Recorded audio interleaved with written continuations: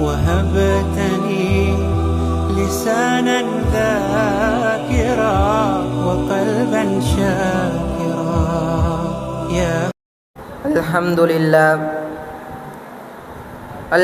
لله رب العالمين والعاقبة للمتقين والصلاة والسلام على رسول الكريم أما بعد فقد قال الله تعالى في القرآن الكريم وفي الفرقان المجيد بعد أعوذ بالله من الشيطان الرجيم بسم الله الرحمن الرحيم لقد كان لكم في رسول الله أسوة حسنة قال نبينا صلى الله عليه وسلم عن عائشة رضي الله عنها قالت كان خلقه القرآن صدق الله العلي العليم.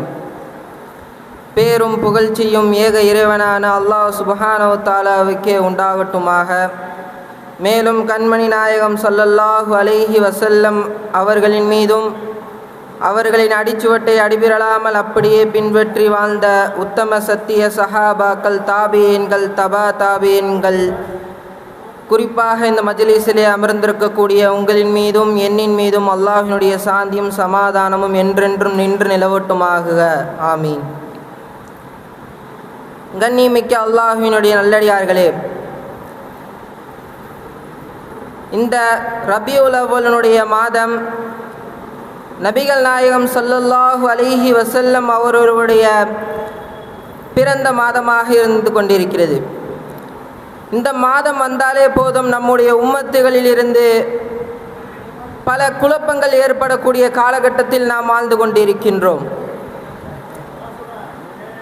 தமிழகமெங்கும் ஏன் உலகமெங்கும் கேட்கின்ற ஒரே கேள்வி, இந்த மீலாது நிகழ்ச்சி ஏன் நடைபெறுகிறது, இந்த மீலாது விழா எதற்காக வைக்கிறார்கள் என்பதை பற்றி அதிகமாக நம் சமூக வலைதளங்களிலும் காதுபட கேட்டுக்கொண்டிருக்கின்றோம். கண்ணியமிக்க அல்லாஹ்வுடைய நல்லடியார்களே, நாம் ஒரே ஒரு விஷயத்தை மட்டும் நம்முடைய உள்ளத்தில் விளங்கிக் கொள்ள வேண்டும்.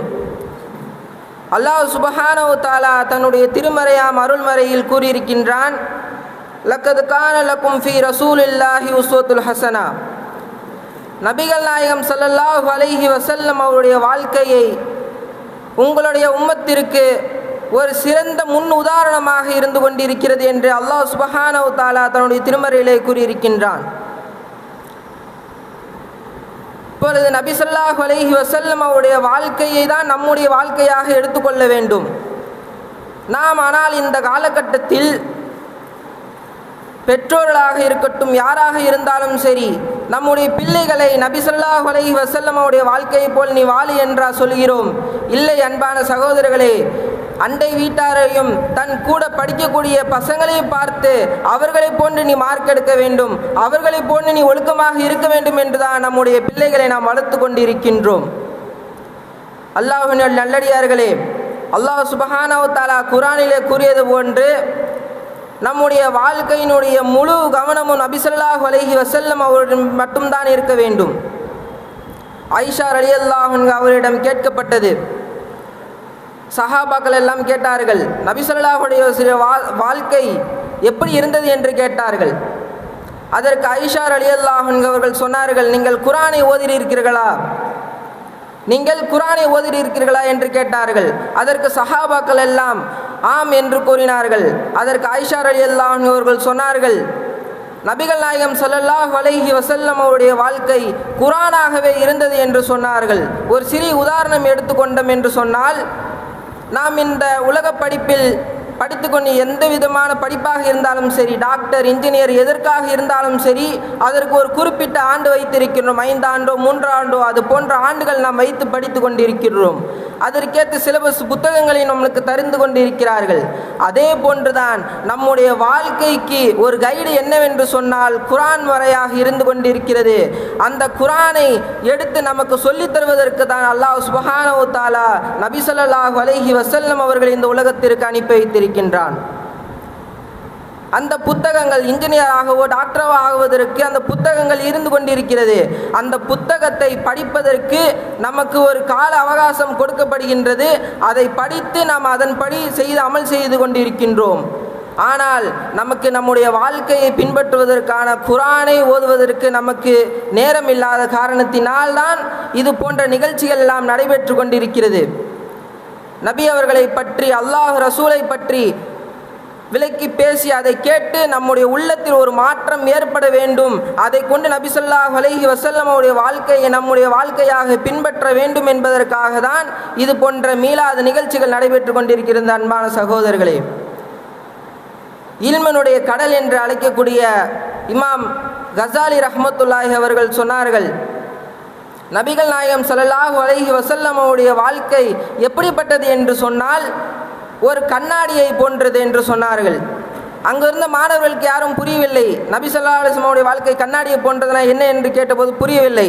அதற்கு சொன்னார்கள் இமாம் கஸாலி ரஹ்மத்துல்லாஹி அவர்கள், நபிகள் நாயகம் ஸல்லல்லாஹு அலைஹி வஸல்லம் அவர்களுடைய வாழ்க்கை கண்ணாடியை போன்றது. அந்த கண்ணாடியில் நீங்கள் யார் வேண்டுமென்றாலும் அந்த கண்ணாடியை பார்த்து நீங்கள் சரி செய்து கொள்ளலாம் என்று சொன்னார்கள். நீங்கள் ஒரு குடும்பத் தலைவராக இருந்தாலும் சரி, நீங்கள் ஒரு ஊர் தலைவராக இருந்தாலும் சரி, இல்லை நாட்டுக்கு அதிபதியாக இருந்தாலும் சரி, நீங்கள் நபிகள் நாயகம் ஸல்லல்லாஹு அலைஹி வஸல்லம் அவருடைய வாழ்க்கையை நீங்கள் பார்த்தீர்கள் என்று சொன்னால் அவருடைய வாழ்க்கையில் இல்லாதது எதுவுமே இல்லை. ஏனென்று சொன்னால் வாழ்க்கை முழுமையாக இப்படி தான் வாழ வேண்டும் என்று நபி ஸல்லல்லாஹு அலைஹி வஸல்லம் அவர்கள் 1400 வருடத்துக்கு முன்னாலே நமக்கு கற்றுத்தந்து விட்டார்கள். அதை நாம் முழுமையாக அதை அடிப்படை கொண்டு நம்முடைய பிள்ளைகளுக்கும் சரி நாமும் சரி நபிகள் நாயகம் ஸல்லல்லாஹு அலைஹி வஸல்லம் அவருடைய வாழ்க்கை என்ற கண்ணாடியை பார்த்து நாம் இனி வரக்கூடிய காலகத்திலும் சரி நம்முடைய சமுதாயத்தையும் சரி அதை பார்த்து அதை கேட்டு தெரிந்து நபி ஸல்லல்லாஹு அலைஹி வஸல்லம் அவருடைய வாழ்க்கையை பற்றி நாமும் சரி செய்து கொள்வதற்கு அல்லாஹ் தஆலா அருள் புரிவானாக. இனிமேல் வரக்கூடிய காலகட்டத்தில் நபிகள் நாயகம் ஸல்லல்லாஹு அலைஹி வஸல்லம் அவர்களை போன்று நம்முடைய பிள்ளைகளை வளர்ப்பதற்கு அல்லாஹ் சுப்ஹானஹு வ தஆலா அருள் புரிந்து தருவானாக. ஆமீன். வ ஆகிரு தஅவானா அனில் ஹம்துலில்லாஹி ரப்பில் ஆலமீன். அஸ்ஸலாமு அலைக்கும்.